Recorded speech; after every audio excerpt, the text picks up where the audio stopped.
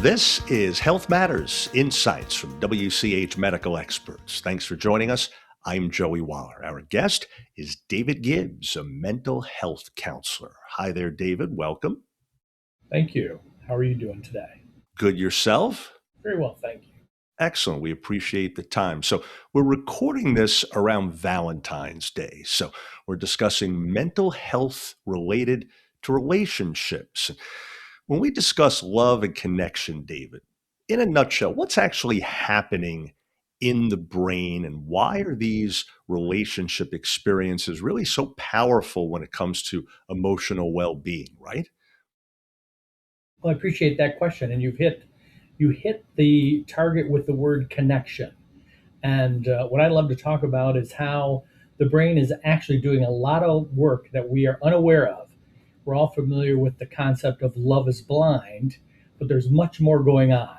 So what's happening is the brain is activating an area of our brain, a certain region of our brain, that's called the pleasure craving center, and it's pumping in a lot of feel good chemicals that we're mostly familiar with: dopamine, serotonin, oxytocin, and that actually kind of pumps into the brain while also lowering the gears of reason, logic.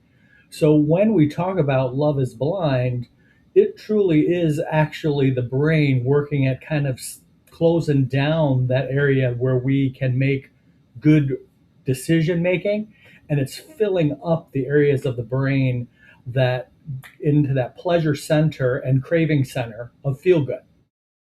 And you mentioned there briefly the fact that it's really a melding of a number of different emotions that are often at play, kind of rolling around in our heads all at once when it comes to relationships, right?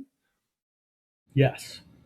Yeah, it's hitting right into that actually a very primitive part of the brain, which is the pleasure center. So again, the brain is firing, releasing chemicals from the hypothalamus and the pituitary glands to rush in all those feel good chemicals that we get the warm flush, the pitter patter of the heart, and all of those things that we've all experienced before. And so, obviously, David, some of those things can be wonderful. Some of the best emotional feelings a person can have, I would think. But what happens when things go the other way? Is it that we're overwhelmed? Is it that we're unprepared? What's happening when we can't necessarily process that in the most healthy way? Well, I think what happens as we go right back to the brain is we have to remember that when we have that initial connection, it is kind of putting in low gear that command center, right? So again, going back to the concept of love is blind, oftentimes, again, the initial part of a connection with someone, we're not seeing things very clearly, and so then, as we develop that relationship and we begin to experience maybe some character traits, personality, we begin to see the real, right? The more with more clarity, who the person is that we fell in love with. And speaking of which, there are people, as you know as well as anyone, that are in a relationship and yet they sometimes still feel lonely. Why is that? That's a really good question. Oftentimes, typically, what is going on is there begins to be a lack of authentic connection. This typically can reveal itself when we begin to feel that there's a lack of alignment with our partner or our social circle. And what I typically try to help people understand is think of it like the statement, birds of a feather flock together, right? Those birds are flocking together because they have a common shared goal, an affinity to the purpose and goal of the flock. Oftentimes, when we begin to feel that sense of alone, it is really more that it is that we are losing that authentic connection. And oftentimes, that's really the deeper issue more than simply being alone or feeling alone. So there's a relationship in place, but it's not fulfilling to the fullest, if you will. And as a result, there's a feeling of loneliness. Well said. Exactly. So oftentimes, again, it is that distancing or lack of authentic connection that people begin to feel or experience. And that really is where then we begin to get in our own heads and begin the idea of I'm alone, even in big crowds, right? In my social circle with my partner. And it really truly is the fact that it is just that lack of authentic alignment uh, that may have been there initially, but begins to slowly fade away. Gotcha. You make a great point. It may have been there at one point, but for whatever reason has diminished over time. So switching gears just a little bit, some people actually are alone in terms of their relationship status.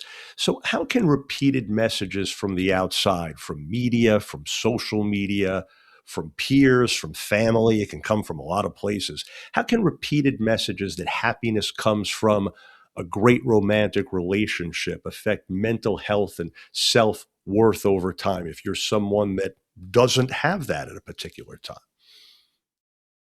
That actually is a fantastic question, actually, especially in the world today, as you say, reference, is that we are filled so much this day and age with social media, the thumbs up or the heart. So we first have to understand that there is actually what's happening is there is a relationship ideology or construct that tells us early on in our life that relationship or being partnered is the norm. So oftentimes those messages are unspoken in families, but through the greater circle of our existence, a message of singlehood might be considered an inferior state, and many can struggle with internalized sense of a sense of less than, and a conditional self-esteem, meaning my value is connected to a relationship that I should be in. So I appreciate that. That's a very good question, especially during this time of the month or this time of the year with Valentine's and everyone experiencing that. And some people spend Valentine's alone. So that's a perfect question during this month. Absolutely. And along those lines, David, there are those not in a relationship that sometimes think if only I had a relationship and a great one, all my problems would go away. How important is it for people like that to realize that unless you're happy with yourself first, your inner self, it's unlikely a relationship is going to emotionally completely fulfill you? Am I right? Right. Again, a huge piece to this goes right back to much of what we've talked about today, and that is going back to the constructs or narrative that we exist in a culture, right? It might be in our family dynamic, it could be in media. There's so many messages that bombard us that kind of equate being connected or in a relationship with somebody elevates who I am. And the reality is what we continue to learn is the first place that we have to start is the recognition of self-awareness, self-love, self-acceptance, and understanding that whatever path we decide, we first have to have a grounded sense of self-value and respect of self to be able to move in all our relationships in a healthy way. Absolutely. So, what does it mean, David, to truly have a healthy relationship with yourself? And what are a few practical ways, tips you might offer where people can start building that connection, if you will? Yeah, that's a very, again, another very, very good question related to everything we've talked about today. So I think one of the first things that I try to help people understand is that we want to try to avoid the selfish trap. And what I mean by that is many of us can relate to the message growing up, whether it was from our family or other messengers in our early development, that don't be so selfish or stop being so selfish.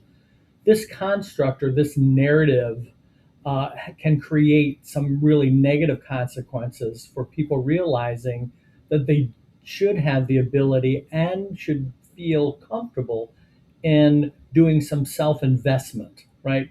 Being able to do some self inventory.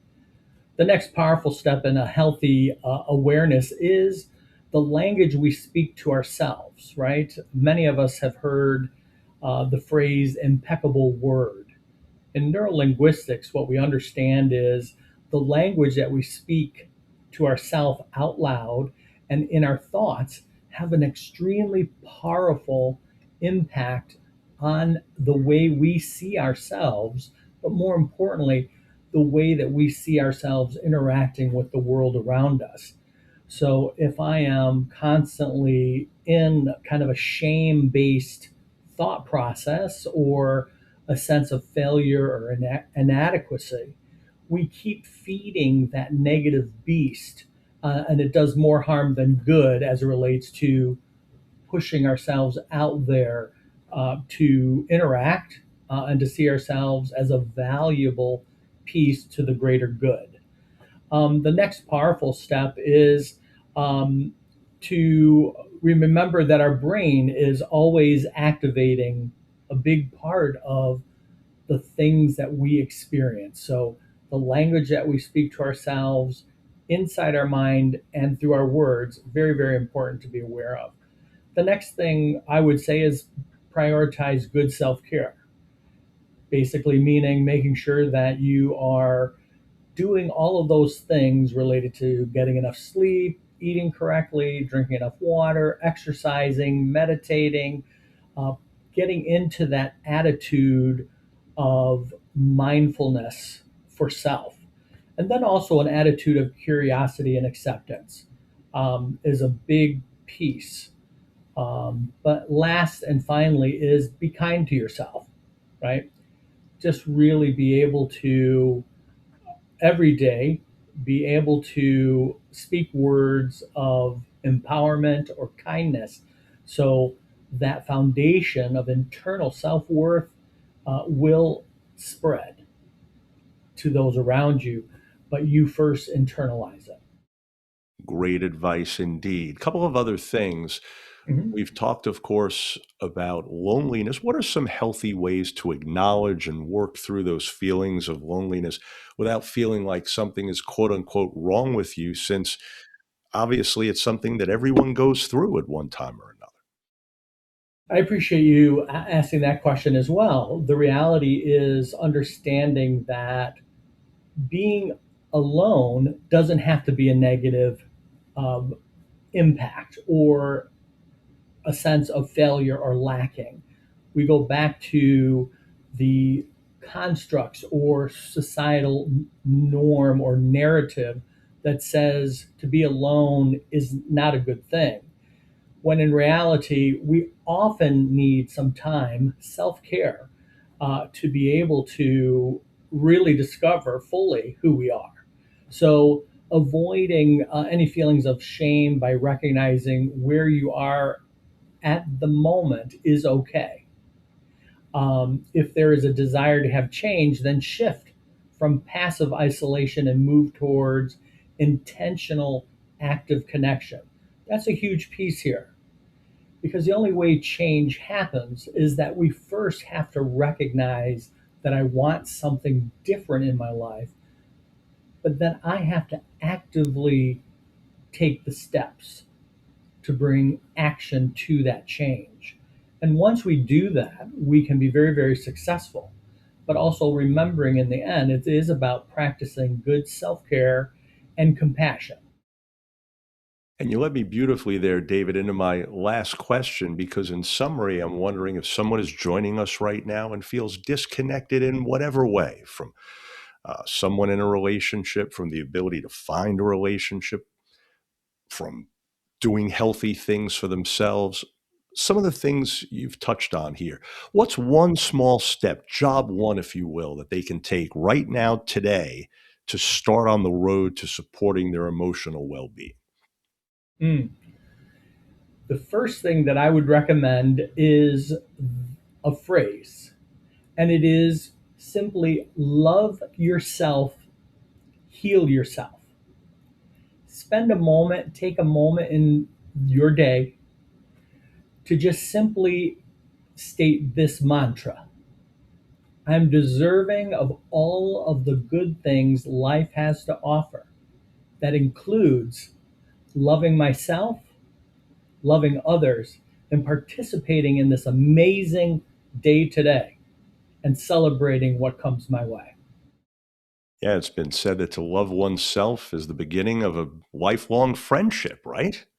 Very well said. Yes.